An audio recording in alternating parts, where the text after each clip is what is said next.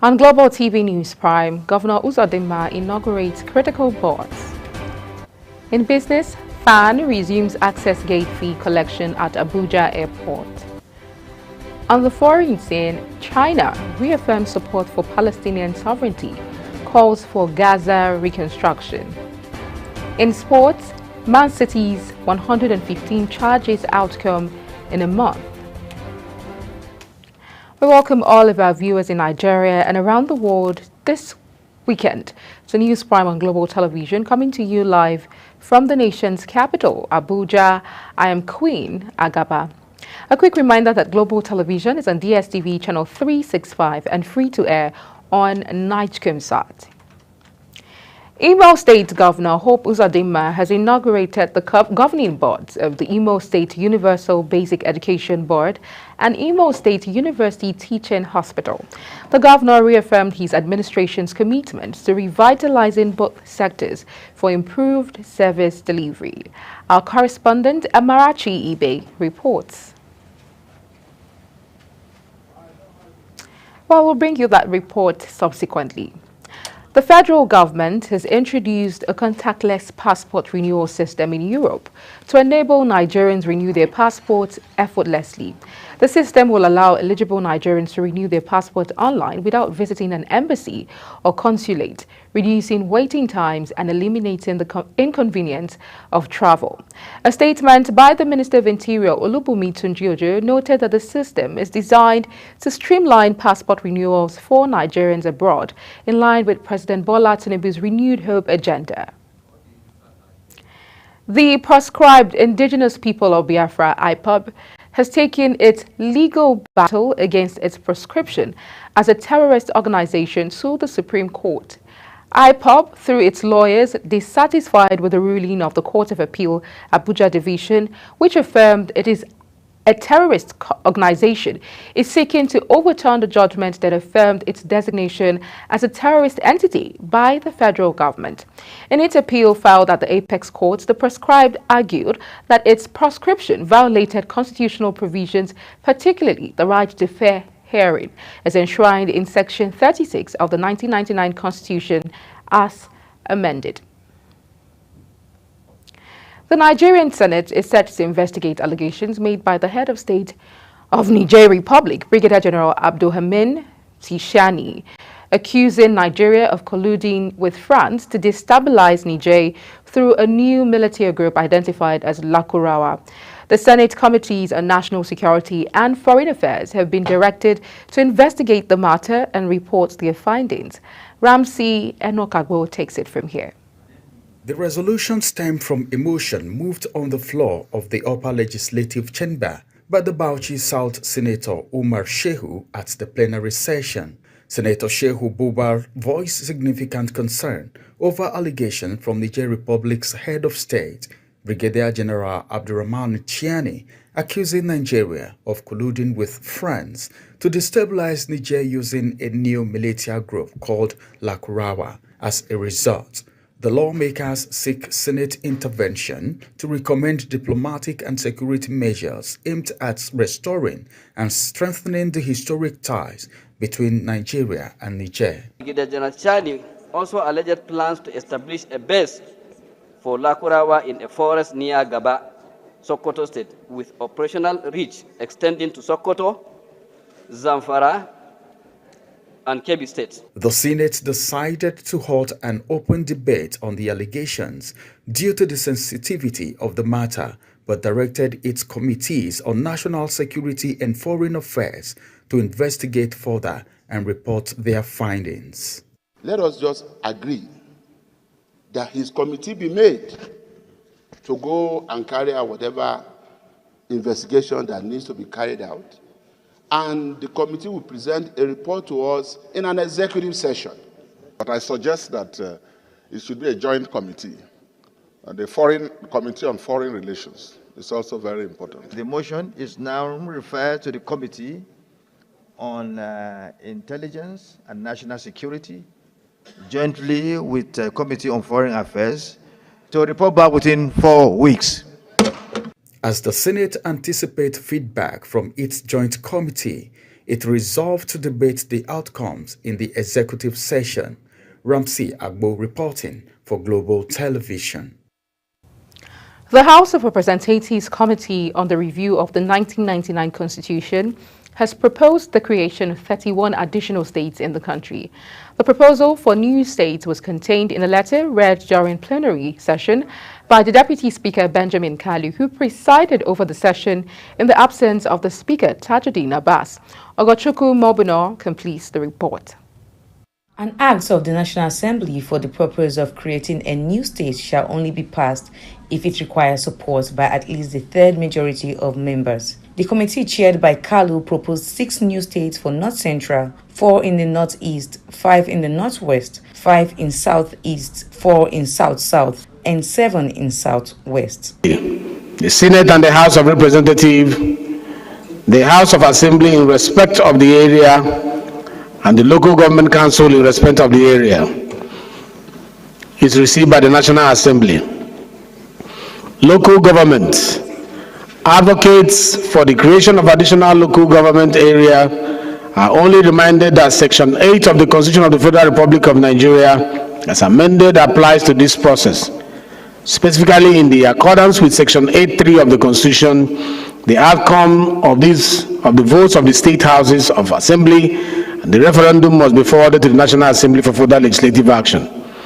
The proposal, if scaled through, Nigerian states will be made up of 67 subnational governments, as the country's current states stand at 36, including the Federal Capital Territory.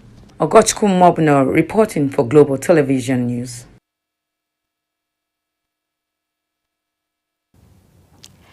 Imo State Governor Hope Uzodinma has inaugurated the governing boards of the Imo State Universal Basic Education Board and Imo State University Teaching Hospital.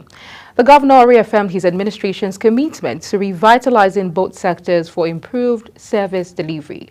Our correspondent Amarachi Ibe reports. At the inauguration ceremony, Governor Uzodinma highlighted the crucial role of Imo State University Teaching Hospital as the state's only teaching hospital, reassuring that his administration would provide all necessary resources to enhance its operations and improve healthcare services. Between last year and this year, we have invested over 4 billion naira in the teaching hospital, procuring modern equipment to make sure the environment will be habitable and the equipment that can compete with any other equipment outside this plan is also procured. On basic education, the governor announced that his administration has fully paid all counterpart funds owed for the past 12 years. He assured that the funds remain intact and will be immediately utilized to enhance learning infrastructure and quality education across the state. Quality education is not about the block, the building. Quality education requires quality teachers, quality teaching, quality environment for you to have quality education. Responding on behalf of the newly inaugurated board members, the chairman of Imo State University Teaching Hospital, Dr. Emmanuel Ogeri, expressed gratitude to the governor for the confidence reposed on them, pledging the board's commitment to fulfilling its mandate for the benefit of Imo residents. From the word go, we all come together and work in unity with the staff already working in the hospital to make sure that Imo State University will become the university hospital, become one of the best in the country, and will produce graduates that will be highly skilled and competitive, both in local and world markets. With the inauguration of these leadership structures, expectations are high for the significant improvements in healthcare and basic education in Imo State. In Owerri, Amarachi Ibe, reporting for Global TV News. The National Agency for Food and Drug Administration and Control, NAFDAC, has destroyed seized fake and expired drugs, unwholesome processed food, and substandard products from the South-South zone. valued at 4.7 billion naira. The Director General of NAFDAC, Mojisola Adeyeye, supervised the destruction at a dump site in Alu Ikwere local government area of Rivers State. Adeyeye says the destruction of the harmful product was not just a routine exercise, but a firm statement of the agency's unwavering resolve and commitment to protect the lives of the people from the dangers of counterfeit and substandard medicines, unwholesome food, medical devices, and other hazardous regulated products. The Nigerian Senate has intervened in the catastrophic fire and oil spill from Manifold Well in OML 18, located in Bukuma, Rivers State. Senator representing Rivers West, Banigo Ikpalibo, who raised the motion during plenary, also sounded the alarm over environmental and health consequences of recurrent oil spills in the region, calling for swift investigation and intervention from relevant government agencies to quickly address the spillage. Uyi Agbomofwegbe has details.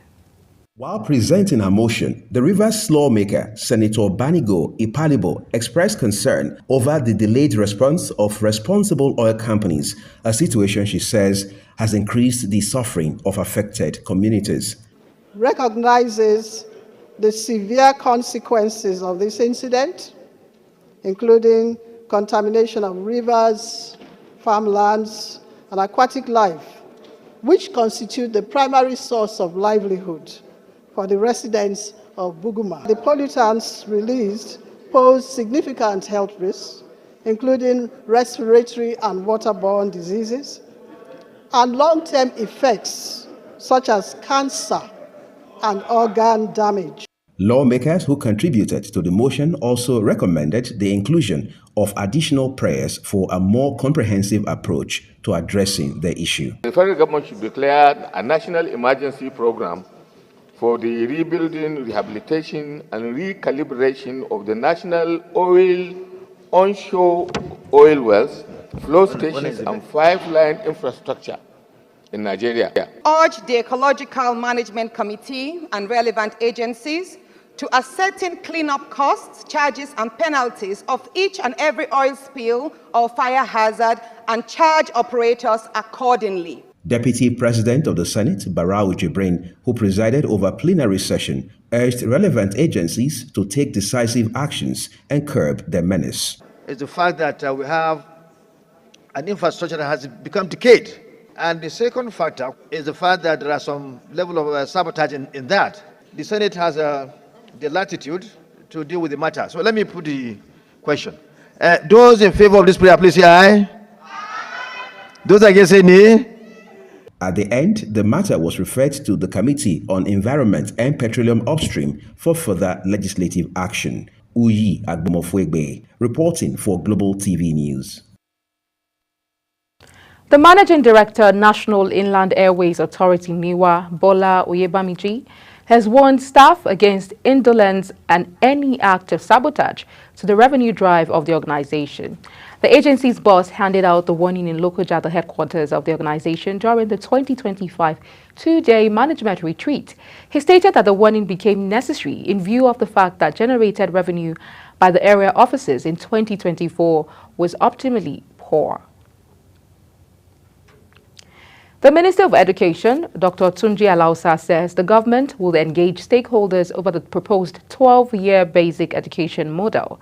Alausa had, during the Extraordinary National Council on Education meeting in Abuja, presented a proposal that aims to transition to 12 years of compulsory education within the existing 6-3-3 system.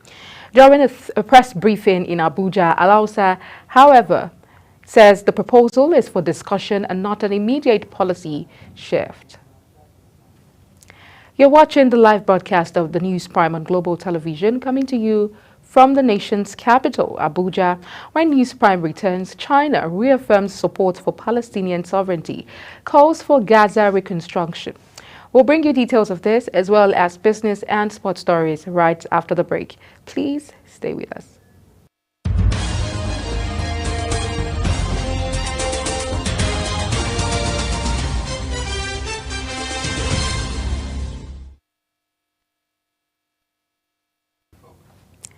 Many thanks for staying with us. Lagos State Government has signed a memorandum of understanding with a construction company, Summer Group, to construct the long-awaited Lekki-Epe International Airport.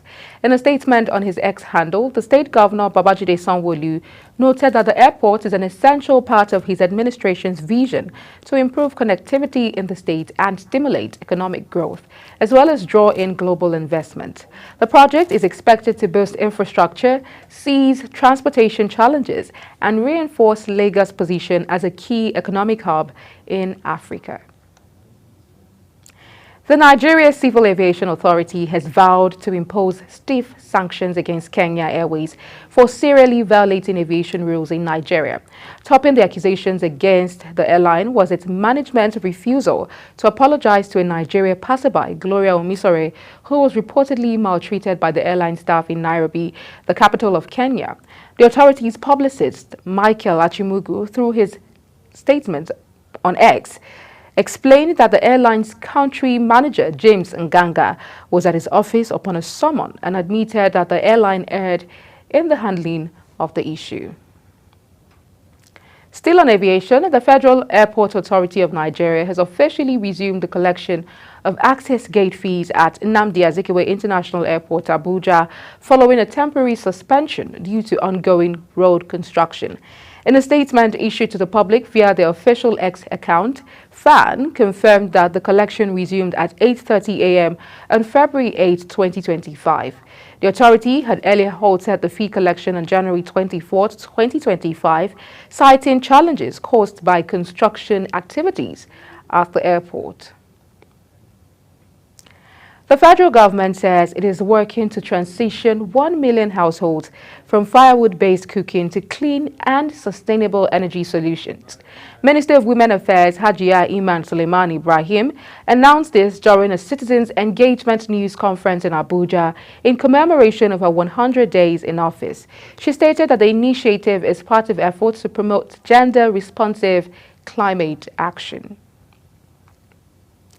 On the foreign scene, Chinese Foreign Ministry spokesperson Guo Jiankun has reaffirmed China's firm stance on the Palestinian issue, stating that Gaza is an inalienable part of Palestinian territory and should not be treated as a political bargaining chip or controlled by external powers.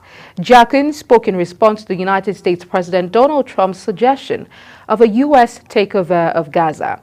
The Chinese spokesperson noted that the ongoing conflict has left Gaza in devastation and suffering, urging the international community, particularly major countries, to collaborate in providing humanitarian assistance and supporting the region's reconstruction. President Donald Trump has revoked his predecessor Joe Biden's security clearance in blizzard of new orders, while escalating his campaign to dismantle the U.S. humanitarian agency charged with helping the world's poorest and extending American influence around the globe. In a new series of rapid-fire power plays, the 78-year-old billionaire also froze aid to South Africa, where his top donor Elon Musk was born, and named himself head of one of Washington's premier culture venues, the Kennedy Center. In sports, Manchester City boss Pep Guardiola says the club expects to learn the outcome of the hearing into its 115 charges of alleged Premier League financial rule breaches in 1 month. The hearing took place in front of an independent commission between September and December. If City, who strongly deny the charges, are found guilty, the commission has unlimited powers, which include a massive points deduction or relegation. Belinda Bencic reached her first Women's Tennis Association Tour final since returning from maternity leave with a surprise victory over Elena Rybakina at the Abu Dhabi Open. The Swiss former Olympic champion clinched a 3-6, 6-3 and 6-4 triumph over world number 5 Rybakina in 2 hours and 6 minutes. Bencic welcomed her daughter Bella in April 2024 and returned from a 13-month break from the tour 6 months later. As we end the Global TV News Prime, let's take a look at our top stories. The proscribed indigenous people of Biafra, IPOB, has taken its legal battle against its proscription as a terrorist organization to the Supreme Court. In business, the Federal Airport Authority of Nigeria has officially resumed the collection of access gate fees at Nnamdi Azikiwe International Airport, Abuja, following a temporary suspension due to ongoing road construction. On the foreign scene, Chinese Foreign Ministry spokesperson Guo Jiankun has reaffirmed China's firm stance on the Palestinian issue. And in sports, we told you Manchester City boss Pep Guardiola says the club expects to learn the outcome of the hearing into its 115 charges of alleged Premier League financial rule breaches in 1 month. That's it on Global Television's News Prime. A quick reminder that Global TV is on DSTV channel 365, on StarTimes channel 276, and free to air on Nightcomsat. Kindly follow us across all social media platforms using @Global TV NG and other handles now showing on your screen. I'm Queen Agaba. Thank you for watching and see you again.